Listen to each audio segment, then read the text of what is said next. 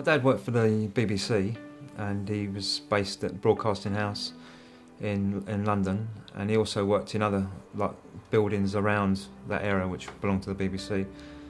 He was actually a carpenter, but he did the fire doors in the BBC, so he worked with asbestos, like putting the asbestos in the fire doors. I first contacted WE Solicitors when my dad was alive and he was having problems with his chest and breathing. He was in Queen Elizabeth Hospital in Woolwich, and we were told that he had mesothelioma and that it was an asbestos related disease. When I first contacted WE Solicitors, I found them, they reassured me for a start. They weren't pushy. You know, when you sometimes, I mean, I deal with lots of pushy people, and normally that totally puts a blanket on things. But they were so approachable, is the word. They were very approachable, and I felt reassured by them. And so did my dad, and that was what mattered. As long as my dad was happy at the time, then that was fine with me.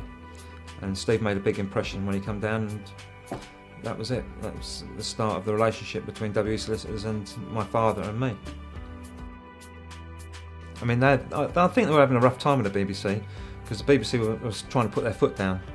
You know, I think what it is with the BBC is, because it's such a big company, I mean, to my dad wasn't an individual. He was just a member of their staff who had been there years ago, and they've had thousands of members going through. And I think WE Solicitors made my dad an individual. You know, I mean, my dad gave most of his life to the BBC, to work in there. And my dad would never have a bad word said against the BBC. And then even after he died, he wouldn't, just before he died, he wouldn't say anything bad about the BBC. And, you know, WE Solicitors gave it that sort of like, I don't know, individuality to my dad, you know, which made it a lot better and gave me a lot of good feeling, you know. And it helped me, definitely helped me.